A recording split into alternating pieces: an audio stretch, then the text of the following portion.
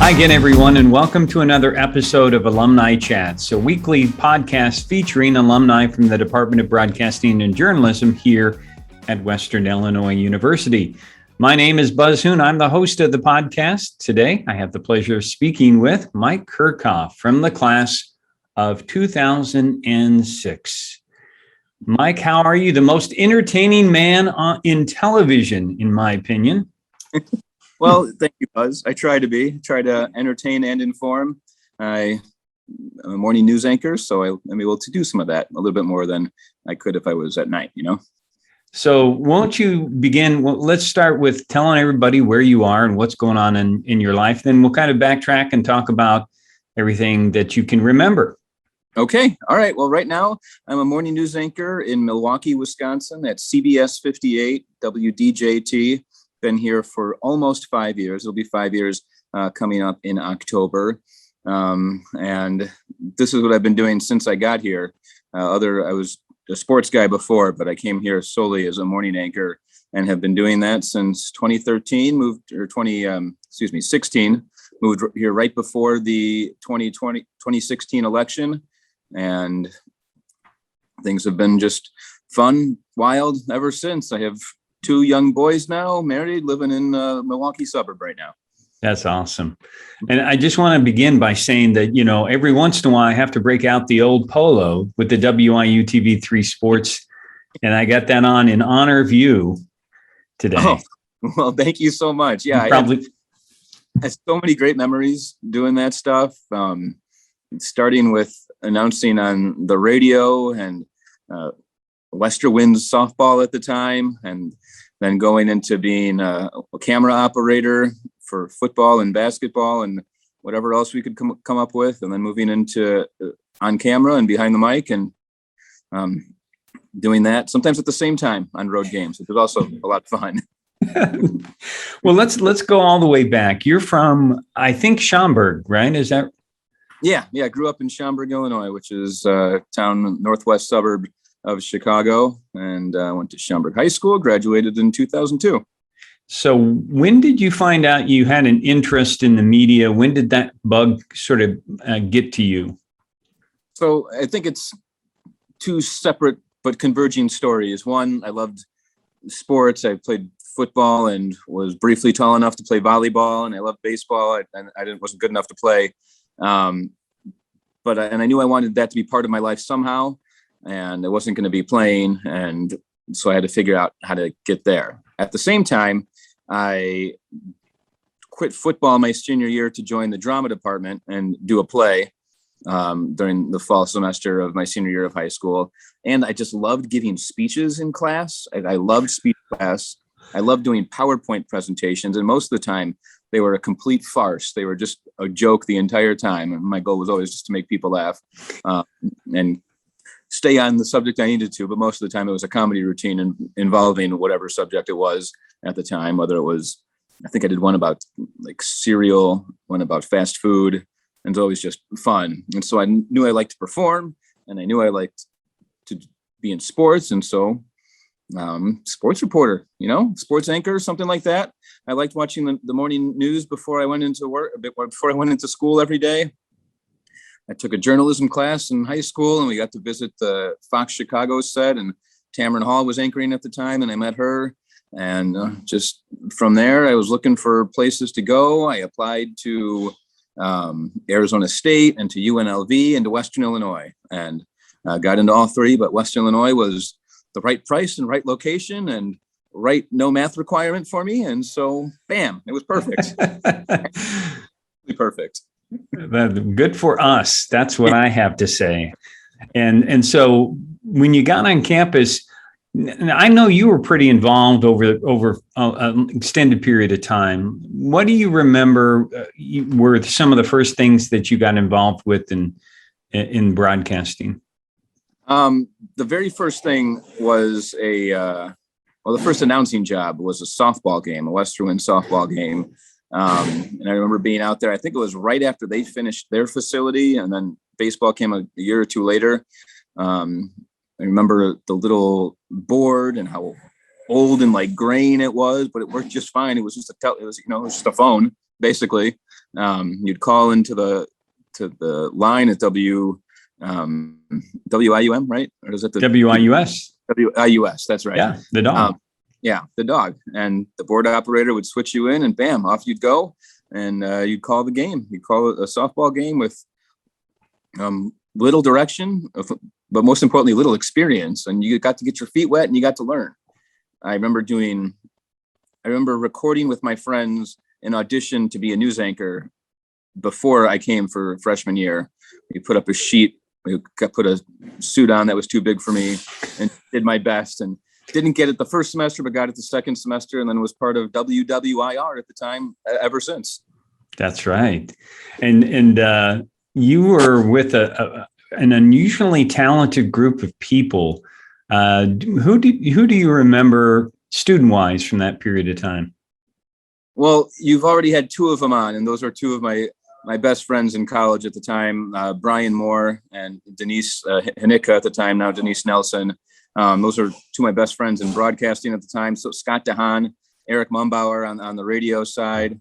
And there's so much talent. I mean, Brian Moore, you heard how eloquent he was in his interview and how his voice is just destined for this kind of thing. And he was great. I learned so much from him just about being cool, being cool under pressure. I would call him cool, but like chilled out, cool under the pressure. And, Denise, she also talked about in her interview with you, her conversation with you about the competition that we would have and how we would push each other. And that was really cool about it at the time. We would get messages on the phone here. Sorry about that. This is the work phone. So if something blows up here, we're going to get all kinds of blow is coming right now. Anyway, but we would push each other. We were super competitive and we'd always try to outdo one another. And that I think kind of breeded some success for us and set us off down the right path. Another guy you talked to is Mark Moses. And Mark was incredibly talented, very talkative at the time, just like he is right now. And, that class, that time period was phenomenal, I think. And I think now you guys are winning a ton of awards. And I'd like to think and hope maybe we laid some of the groundwork for that, or at least set a good example, and seeing how much you guys have risen since then is just awesome. No, you guys definitely did. I mean, all the people that you mentioned, and there are so many other people that even when you mentioned Eric and as somebody that was essential to what we were doing in radio and television and sports and all these different areas, and how sometimes even, for instance, Brittany Bauman would work in news, but then I would ask her to be a sideline reporter, Brittany was awesome too. She still is. She was a producer here at this station before I got here, and I heard about her when I arrived, and I asked her about CBS 58, and we did a couple of sessions together. One very recently about contract negotiations, and it was just so great to hear her perspective and just see how the people that you looked up to at that time in college are still doing it. I love it. And Eric Mumbauer, you mentioned him. He's in this band. And so set that aside. He's in this band still. And a couple of weeks ago, I was searching through this music archive that we have. And there's Eric Mumbauer's band. I could pick one of Eric Mumbauer's songs to put in my story. I was just shocked. That is cool. That is great. Do you think that there was an advantage for you guys that you did all that you could try some radio, television, sports, and you got, for instance, you did all those three things? Yeah, I was able to do all of it. And I learned so much about myself, about each different thing. And I learned about how it works. And I've been able to apply that throughout my career. But the fact that you could do it right away. Everyone's talked about it, and we always do, because it's absolutely true. There was no waiting period. You didn't have to be a senior. You didn't have to have these 6 classes under your belt. You went out there and you did it. And so I got a 3.5-year, 4-year head start on some people, shooting stories, announcing games, being on camera, just working in the news environment and knowing how the switcher worked, even though it doesn't work that way anymore. But, understanding how all those things work. And some days, and I'm just going to say Syracuse because I worked in the Northeast for a while. When someone comes in and said, "Oh, you know what? You went to Western? I have a master's from Syracuse." And I said, "Oh, okay, I'll teach you how to white balance then, because I know." And that. And you were one of the, now I think I spoke to Brian about this.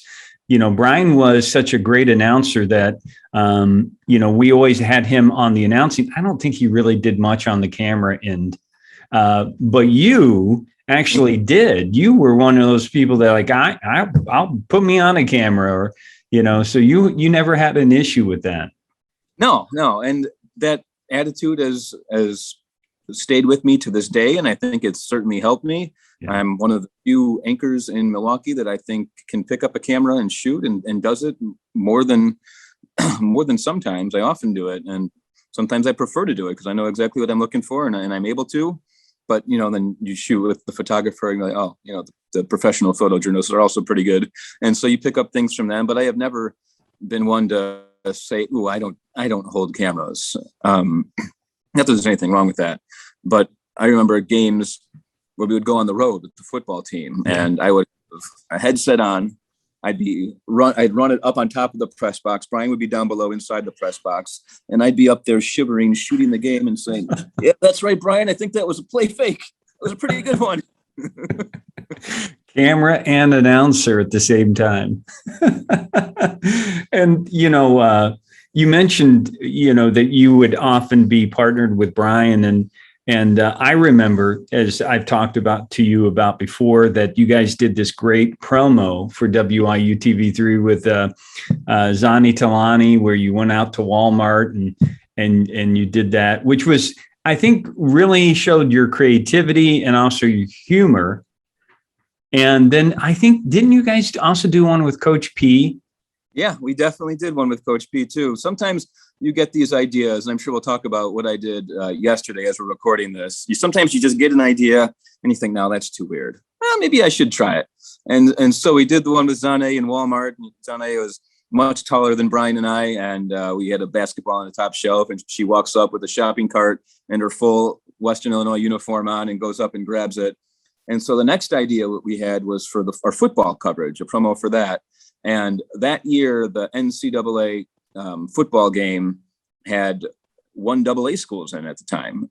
And Western Illinois was in a football game for the first time. And so the idea was that Travis Glassford, another broadcasting student, superstar running back for Western Illinois, was in the off season working out. But working out in the off season on a video game means you're pumping up all your stats. So he's going speed 99, agility 99, and on and on. And so he starts the game, and Brian and I are just sitting there on the couch watching him do this. And I think Brian probably is playing against him. It's in the style of this like the ESPN, This Is Sports Center commercials. And then the game starts, and you see the coach run under the field, and they show the coach for Western Illinois. Doesn't look anything like Don Patterson. And so the first idea was to have Coach P doing the dishes in just off screen. And he says, "Hey, that guy doesn't even look like me." And he was into it, but he said, I don't feel comfortable with doing the dishes. What if I'm just reading the newspaper and I put it down and say the line? And we're like, yes, creative collaboration with Don Patterson. Make this promotion. And so we did it. We shot it. It was super weird to get the coach of the football team and the superstar to meet us at our other friend, who's extremely talented, Christine Bull's apartment, because she had the right layout in her apartment at school, and shoot this thing. And it was an awesome idea. It worked out well, but one of those things that happens in life that it just doesn't air because you can't get the rights to it. So I don't think we ever even put it out anywhere. We never put it on air because we couldn't get EA Sports or whatever rights we needed to get. And didn't really know how to try to get those. But another one I'm proud of that is hidden away in the vault, like many things that I have that are just kind of unlisted on YouTube right now. No, yeah, you're right. I remember that was very fun. One of the things you also did, as you mentioned, you were traveling with the sports teams, and I think that it provided an opportunity not only for you, but for many of our other students that had that opportunity to grow and to learn how to be a professional. Yeah, I was able to traveled both with the football and basketball team my junior year. And then my senior year, I was traveling with the team as a radio announcer for the commercial station in town with Michael Jones. What's the name of that station again? WJQ. Yeah, WJQ. And so both of those trips, all of those trips, I mean, you got to show up at the bus on time, just like a player. You got to ride the bus, but you're a professional, so you're not really chatting with the players too much. You know, you don't have the same rules as the player, but you still have to be able to perform the next day. So, you know, you could go out to dinner at Indiana State in Terre Haute, and the players have, you know, they've got their curfew, but you can go out to dinner and the next morning be ready to announce your game, you know, be there for the bus or whatever, or meet them there, whatever you have to do. But it just kind of taught me about what you need to do, how you prepare alone. There's no one there to watch over you. You could go out and party all night if you wanted to and walk straight into the game and then do a terrible job, and no one would be there to stop you, just like now. But, you know, there'd be repercussions for that, and you'd perform terribly, and you'd embarrass yourself and the station and the team, because they're, you know, their families are watching this, and you don't do that kind of thing. And then when I got the opportunity to announce with Michael Jones, it was for a commercial station. It was for independent studies. So that was my school. My second semester of my senior year was going with the team, traveling to Las Vegas to play against Southern Utah, because Derek Thomas, the coach at the time, had connections to UNLV. So we stayed a couple days in Vegas. The players are practicing. I'm just a senior in high school or senior in college in Vegas with nothing to do for 4 days, and having a great time. Then we would go to UNLV or go to Southern Utah, and then we would fly to wherever else we had to go next, and just one after another, you're always on the road, and you get an appreciation of what the players do, what the planning process is like for the coaches, and what professional announcers do, not being home either. You're not on the team, but you're also not home.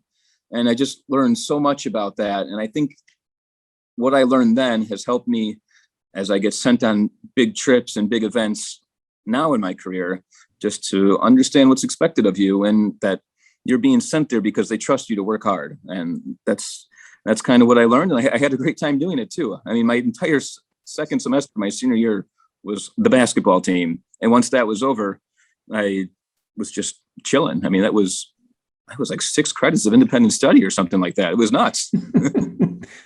So what other, let's stay in the WIU mode for a few more moments here. And what other professors and memories do you have of classes? Of course, I remember you, Buzz, and the sports production and all that. And I love that. I loved working with Roger Sadler. He was a law professor, and he wrote this law book. And I think I still have the highest grade ever in his class. I'm pretty proud. I bring that out whenever we need to talk about laws or ethics and journal. I'm like, listen, I got the best grade ever in WIU history. So listen to me right here. Don Norton teaching you how to say Chicago and not Chicago, like everyone else did. Chicago, with that voice and mustache, and I love that. And Sharon saying, "How'd we do?" after every newscast. Tom Durso in the engineering room, he had the best stories. I don't remember exactly what the story was, but one time he finished with, and that was the second time I got thrown in a dumpster, and I just never forget that. Tom was great. There's so many great characters up in that third floor of Sully Hall. No, that's awesome. And some of the other things that you did, which I was not aware of, you were also an RA. Yeah. And involved with student government. Yeah, I was an RA. One of the things that led me to being an RA was being in Interhall Council, and then being on the executive board of Interhall Council, and then being the liaison between the SGA, Student Government Association, and Interhall Council. And I had forgotten about that until I started doing news. I was like, how do I know Robert's Rules of Order so well? Oh, that's why I did that for 3 years. And just all these things that you try to do to expand your horizons and just know a little bit about whatever you need to know. You don't know when you're going to use it. You don't know if you're helping or anything. I can't really remember what we even did, if we ever passed any legislation or did anything important in either organization, but it taught me a lot about government and elections and Robert's Rules of Order. So I know what's going on in all these school board meetings I watch these days. And then I was an RA in Higgins Hall, and was the front hall or the Higgins Hall desk captain for a little while. I worked for UTV shooting COFAC recitals. Yeah. I kind of did a lot there. Yeah. Wow. And those were all things, of course, I was just immersed in sports. So, it's amazing that you were able to do so much outside of what you were already committed to. It's really remarkable. I was briefly a theater minor, and I auditioned for a play, and I really wanted to be in it, but I had to list conflicts. And I was like, well, I can't do any Saturday during football season. I can't do most of basketball season. You got to play this weekend. It's like the 23rd of April. You can do on that day. Anything up on that day. Just send me the script and I'll be there on time. Exactly. Tell me when to show up. I'll walk on stage. It'll be great. That didn't work out. And I quickly left the theater minor, even though I didn't really want to, but I was convinced that marketing would be a good idea. And it was. It taught me, gave me a wider background. I love the story of how you got your foot into the broadcasting business once you left WIU. Can you kind of explain how you did that? Yeah. So right after leaving Western, I just took a job working, basically mulching a new swimming pool in Elk Grove, Illinois. And I needed something to get paid, got in the best shape of my life at the time. But then my friend said, hey, there's this Craigslist posting to be the audio board operator at the Schaumburg Flyers Stadium. The only catch is you have to know how to work the audio board because their operator left. No one there knows how to work it. So no, you can't be trained. You just got to know. And I was like, yeah. And sent an email. Definitely know how to work that audio board for sure. No idea how to work that audio board. Not a clue. So I got an interview and they said, yeah, we'll just bring you upstairs to check it out. Sure. Found the manual online, read the thing in one night, and then figured it out the next day well enough that I got the job. After a couple weeks running the board for the Schaumburg Flyers games, their announcer, they were in the middle of announcers because they were auctioning off the announcer job, the play-by-play job for the team on eBay. And there was like a gap. And they said, we need an announcer for the next 2 weeks. Can you be our announcer? Because I knew I did in college. Yes, I can be your announcer. So I'm their announcer. I go on a road trip to Kansas City. While I'm in Kansas City, I get a call. Hey, our media relations guy, he left. Do you want to be our media relations director? I would love to be your media relations director. Sure. And so I was the media relations director after just a couple of months working for the Flyers. Shortly after that, I think in the next off season, right before the next season started, the baseball operations guy left. Can you do the baseball operations duties too? Yeah, I'll be the media relations and baseball operations guy. So I'm ordering baseballs. Like what? I'm doing expedited visa applications for a pitcher from Japan. I don't know what I'm doing, but it all worked out. And so I'm doing all this stuff, saying yes to everything. And then my neighbor growing up across the street, his name is Mark Henderson. He's the chief meteorologist at WIFR in Rockford, Illinois. He walks my tape in one day to his news director's office because there's a sports reporter opening. Get a call from the news director. I get an interview. I go to the interview. I do my best. And then it comes down to be experience working tangentially in broadcasting, but still in sports and still in kind of in journalism because I was writing the press releases and writing the magazine, the program that's handed out. I got the job. And so I started after a year in minor league baseball as a sports reporter, a weekend sports anchor and reporter in Rockford, Illinois at WIFR. Now, a suspicious person might assume that you're getting rid of all these people at the Schaumburg Flyers. It sounds like these people are not quitting, that somehow Mike Curkov is eliminating the people working above him. A suspicious person might think that, but you wouldn't be suspicious, would you? No. But I think it says a lot about the fact that you were willing to continue to bet on yourself. And that's what I always have taken away when you tell that story to our students, that it's about if this is really something you want to do, you need, at some point in time, you need to play it through. Yeah, absolutely. It's a difficult job to get, and no one's going to give it to you. So you have to go get it. You have to go get every interview. You have to work who you know. My neighbor, Mark, I didn't really even know him. I knew his brother a little bit more, but knew his parents a lot more, because by the time I was old enough to know anything, he had already moved out and was on with his college career and his life. You have to work every angle that you have, and you've got to just keep pushing. I'm sure I learned it in college that broadcasting and journalism is like a war of attrition.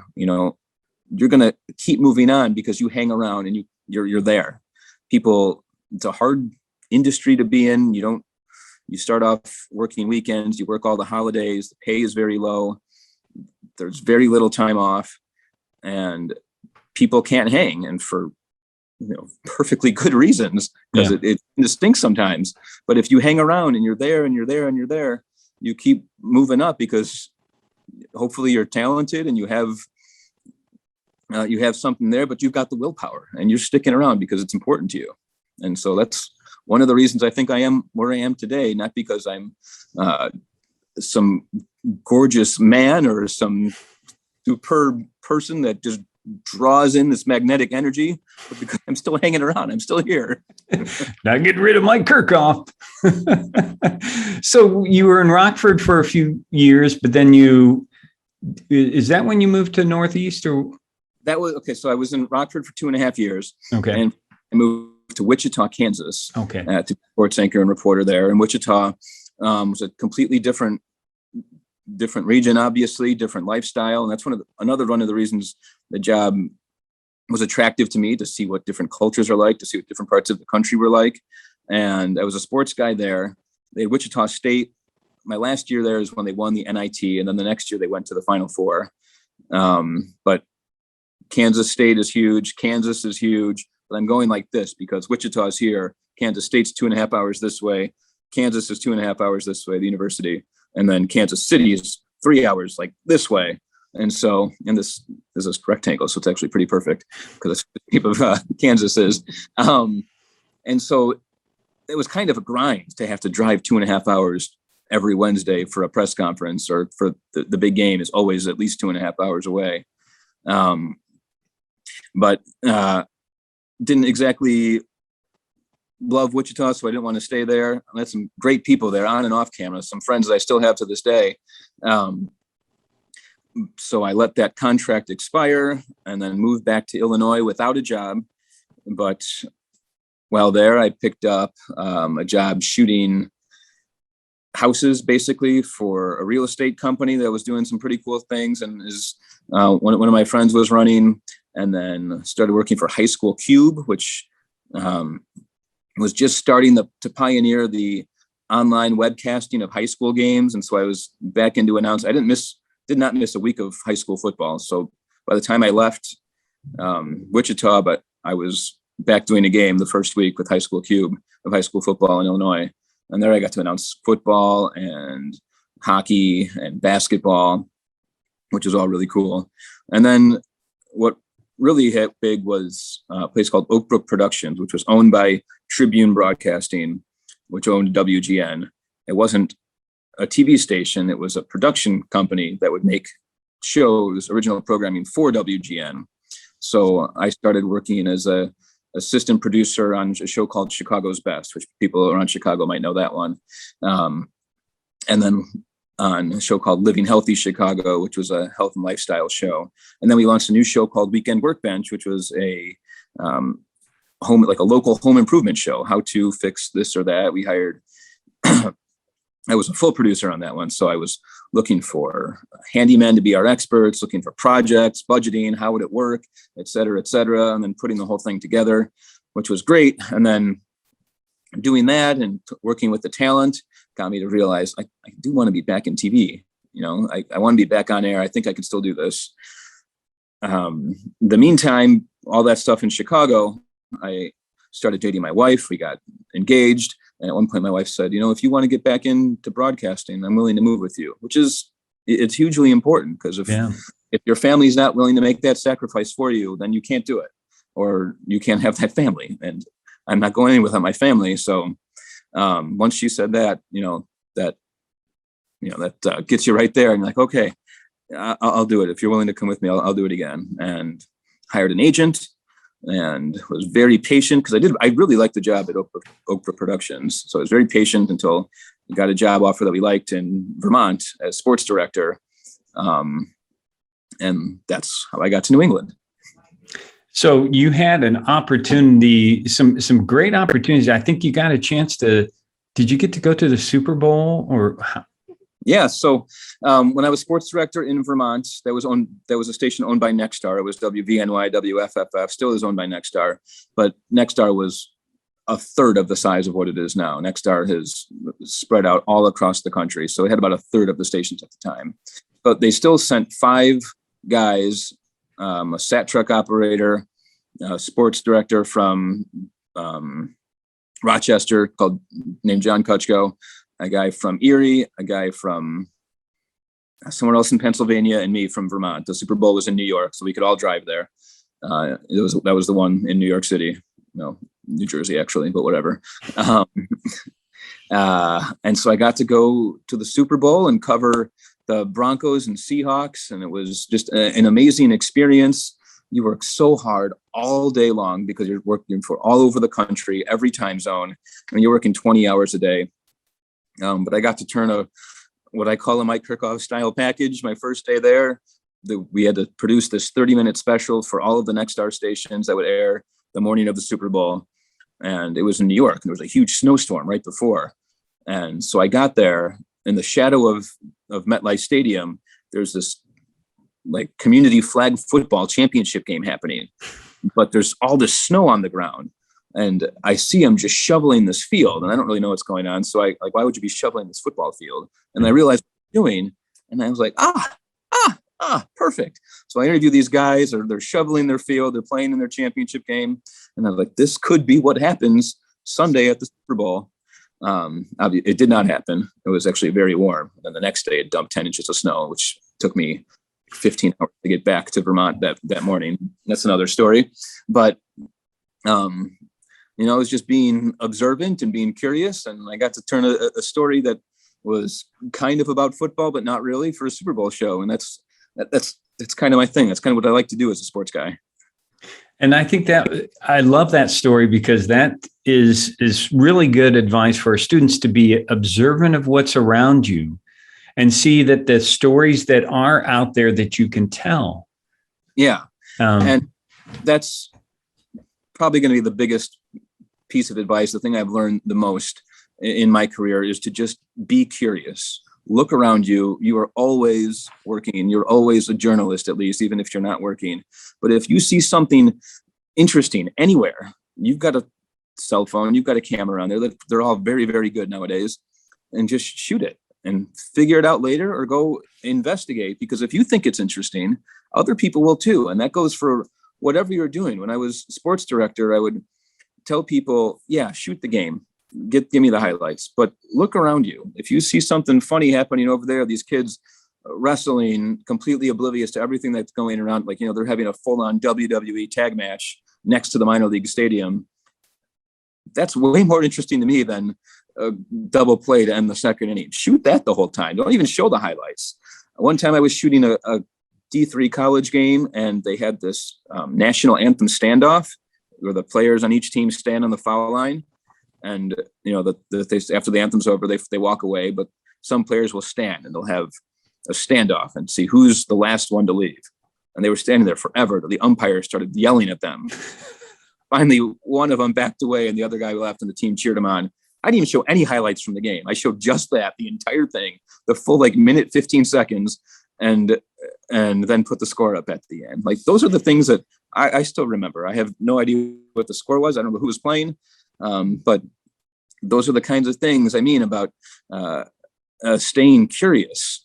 Since then, I'll tell you another couple stories. There's a story here in Wisconsin. I was driving home and I see this crane carrying this dark green container and dropping it on another container, like in my neighborhood. I'm like, what is that? On a lot, on a house lot, on a residential lot. And so I get out of the car and I'm like, what's going on here? Oh, we're building a house that's made out of shipping containers. It's like, what? And so then I'm there for the next 4 hours, just shooting the whole thing on my cell phone. I come back with a real camera the next day and do real interviews. And that story was extremely popular online. It was one of my favorite stories that I've ever done. Another time, my family had a home in Lake Geneva. So we would drive there from Milwaukee. We had to drive through some country roads. And I would always see this basketball hoop sticking out of this old barn. And I was like, what's up with this basketball hoop sticking out of this old barn? So I asked, I found them on Facebook and I said, what's up with that basketball hoop sticking out of your old barn? Oh yeah, it's a 100-year-old barn. It had to be knocked down, but my kid loves basketball. He's 7'2" or whatever he was. He's huge. And so it's been kind of a fun little escape for us during the pandemic.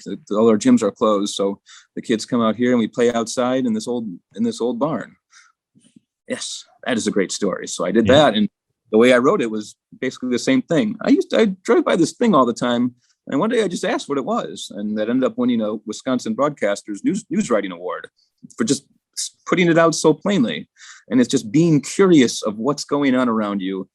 And you'll catch so much more. And that was like before you could just scroll Facebook and Twitter. That was kind of how news was done. I mean, but before my time, you're just being curious about things, being curious about that thing on the school board agenda, being curious about why this politician took a trip here, being curious about why this law is worded this way, just being curious about things. That's what we are. That's what we do. And even you posting this goofy thing you see at the state fair on TikTok, that's basically journalism. I mean, it doesn't have all the tenets of journalism, but it's basically it, right? Yeah. Well, all those things that you gave examples of, people notice and say internally sometimes, but sometimes to somebody in their family, I wonder why they do that. Well, you provided the answer to that question. And that's what we in broadcasting and journalism do. So Mike, I have to ask, you're in sports in Vermont. How did you get into morning news in Milwaukee? So I'm in Vermont and my wife is pregnant with our first child, and sports are played at night and on weekends. There's not a lot of sports at 10 o'clock on a Tuesday afternoon or Tuesday morning. I mean, so that's one. And then you start thinking about later on in your career, there's a lot less sports jobs than news jobs, and sports jobs are a little bit shaky right now, just more opportunity. So, there was an opening at our station for main anchor, and I tried for that. And they said, well, we're not sure about main anchor for you. What about morning anchor? And there was only one morning anchor at the time, and they did a solo show for 4 hours, which sounded brutal, but her name was Brittany Hibbs. She's Brittany Kelson now, and she had done it for a long time. And I was like, yeah, that actually sounds pretty good. Because now I'm home with my family for dinner every night, for lunch most days too. I have to go to bed early, but so what, for now at least. And decided to make that jump. And like I said a little while ago, doing stories about sports that weren't really about sports was what I liked about being a sports reporter. And so I was like, well, that's kind of what I like doing anyway, telling stories that are barely sports stories. Like I did one on a demolition derby right before I switched that was really about an artist that thought destruction was art. And so he created this car and smashed it up, and then he was done. That was the art piece. And so, barely sports. Do a story about the top-ranked Scrabble player in Vermont.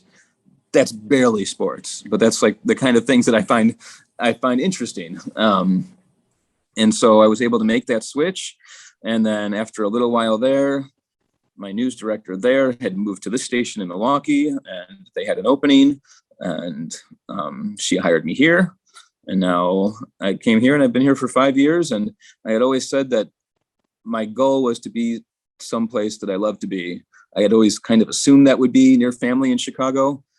I love Milwaukee, pretty close to the family that lives in Chicago. And so this is a pretty happy place for my family and I right now. And it would probably take quite a bit to get us to leave. And in the last year, I see you at the Milwaukee Bucks. Of course, you're back in the sports area, right, as well. And so that's again the thing about getting experience, all kinds of different kinds of experience. Because I had that sports experience for 8 years before moving to news, they trust me to do sports and to deliver it in a way that is understandable for the casual fan, digestible for people that don't really follow sports, for a morning news audience, which, you'd guess that audience to be about 50, 55-year-olds, usually women. That's just, that's what the demographics say. So they sent me to the NLCS here when the Brewers were playing the Dodgers. So I was out in LA. They sent me to the Super Bowl again here. So I've been to 2 Super Bowls to do all the morning coverage and more of the fan newsy kind of coverage. And then for the last month, until the Bucks won the championship, we were out live outside the Bucks arena every single morning for 4.5 hours. Just kind of like getting in the vibe, being the fan conduit in the morning. It wasn't it wasn't 25,000 people outside in the morning, but some of the residue, some of the beer bottles stuff, we were still out there, beer cans, I should say. And so that was an incredible experience and difficult experience, long days. And I wasn't even there for the games, still long days in the morning. And then it culminated with getting to anchor the first half of the Bucks parade. So when our show started, until I couldn't see them anymore, for the first 45 minutes, it was me and Amanda Porterfield, another anchor here, just kind of ad-libbing about what we see, our memories of the last month, about the history of the Bucks and about what's been going on in the city, and just chatting. And it's an experience I'll never forget. Those parades are incredible. And nobody in this station, nobody in the city had ever experienced a championship parade before. So those are fleeting moments. It could be once in a career, and I'll remember that one for a long time, probably forever. Well, I said at the very beginning, you were the most entertaining man on television, because I think that myself, and I think people in the Milwaukee area, live vicariously through what you're doing in the morning, and thinking to themselves, thank you, Mike Curkov, for doing this. Like I kind of jokingly mentioned to you that I noticed that you were at the State Fair, and there's a giant slide, mm-hmm. and you decide, well, you tell the story. How did you decide to do it 58 times? Yeah. So our station is CBS 58, right? Mm-hmm. So it just makes sense. One of my co-anchors, Megan, was live at the State Fair on Thursday and Friday, the first 2 days last week. And on Friday, I was like, I kind of want to go to the State Fair. What can I do at the State Fair? 2 years ago, I was dancing with a seal, and the seal gave me a kiss on the cheek, and was flipping balls to me, and that was fun. I was like, what can I do? What can be like the reason that I go, that I could also be doing it for 4 hours? And they have this giant slide there, and everyone says that, I always got to go down the giant slide one time every year. It's our family tradition, yada, yada, yada. And I've been down it once before. And I was like, what if I rode what if we rode the slide 58 times? And my other co-anchor, Pauline, I was like, Pauline, you should ride the slide 58 times in a row. Wouldn't that be funny? He goes, no, why don't you do it? I come up with weird ideas for other people, but I always end up doing them. Why don't I do it? And I mentioned it to our photographer that was out there at the time, who was standing next to the PR person. And she's like, yeah, that's a great idea. Let's do that. We didn't get confirmation until the day before from the slide people, because they had to wake up early and squeegee the whole slide and wipe it down and dry it off. And so anyway, we went down the slide yesterday as we're recording this 58 times in a row. I thought it would take, I was budgeting 4 hours because that's how long our show was. That's how long we were going to do it. But that was when we were starting at 5 a.m. But the slide people said, we can't start till 7 a.m. I said, how about 6:30? Because at 7 o'clock, we switched from CBS to the M, which is one of our sister stations, for another 2 hours. So that we would get a little bit on CBS and the rest on the M. And I said, okay. So, all right, I'll start at 6:30. I've got to be finished by 11, according to the fares. So I can probably finish by 10:30, no problem. And so I would walk up the 135 steps of the slide, sit on a mat, slide down the 200 feet, walk right back up, and really never stop except for to take a couple sips of water and check off the chart that I made. My wife and I made a chart as part of a visual aid, because if you're doing something crazy like this, you got to kind of visualize it and make sure it looks good for TV. So we had 2 cameras, one that was steady on the ground, and then our photographer who would sometimes ride down with me. And it took just under 2 hours. It was, I think, an hour and 54 minutes or so. As we sit here right now, my legs are incredibly sore because it was about 1.5 miles of stairs in 2 hours. And my tailbone hurts because sometimes you slam down really hard in that last hump. But it was entertaining. I got pretty good views on social media, which I was happy for. It was kind of like a throwback classic morning TV stunt. Some people would comment on our Facebook stream that said, "Oh, slow news day, huh?" Okay, we have severe weather. Obviously, we're covering that. We've done 100 coronavirus stories today already. You can spend 5 seconds watching me slide down the slide for fun. How about a little bit of joy in your life? So no, it had zero news value, but high entertainment value. And I think high Wisconsin value. Very entertaining. Mike, I appreciate all the time you've shared with us. And I'm wondering if you could give some advice just to let everyone know, whenever I've asked Mike to be a guest at one of our virtual guest within one of our classes, he always comes through. So can you give some of that advice again to our young people about how they should progress through the program? Yeah, I would say you got to do stuff. You got to try stuff that is available to you at Western Illinois. It is not available to the people who you'll be competing with for jobs at these bigger schools. And maybe they have fancier whatevers, but you've got an opportunity that they don't have just to do it. You can do it. So go out there, grab a camera, do a story on anything that you find interesting at Western Illinois University, anything in Macomb, anything in the county, whatever you got to do. Go up to the Quad Cities and do a story there. Whatever you do, there are stories out there. And the only way you're going to learn is to do them. And there are a million excuses not to. You're young, you can work, you got your whole life to work, but it's going to put you behind. One time I scratched my cornea at Western. And every time this is pretty disgusting. Every time I would open my eye, it was like a windshield wiper. It would rip it open bigger and bigger and bigger. But that was the day of the scout camp for the baseball team. So there were a bunch of major league scouts there. We had a pitcher, his last name was Cooper. I don't remember his first name. That had a chance to be drafted. So I was like, but that's the day of the story. So I went out there, I shot it. I checked out a camera with my scratched cornea that I couldn't see out of. Perfect excuse not to go. But I shot it. I couldn't see out of one eye. Have the other eye, can't see out of this eye, looking through the camera this eye. A foul ball comes and hits me right in the midsection. Everyone stopped and held their breath. Luckily, it missed anything important. But I did the story, I cut the story. It was on one of the newscasts. And then it was the lead story on my resume reel that I ended up getting a job with. So even with the scratch cornea, do it. There's no good excuse. Okay. Use the opportunities. And then another one is to understand once you start your career that the business is so small. Even when you're an intern, it's so small. One day your coworkers will be your bosses. Your bosses will be the GM at another station or in your ownership group, and never burn those bridges, and always be respectful and make sure to leave a good impression on people, because the people you know now will get you a job some other time. Your classmates at Western right now, well, that'll happen for you eventually.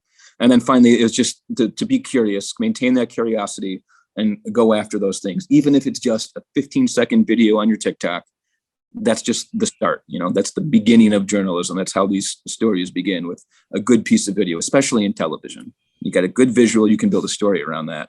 Just always stay curious throughout your career until it ends, and throughout your life too.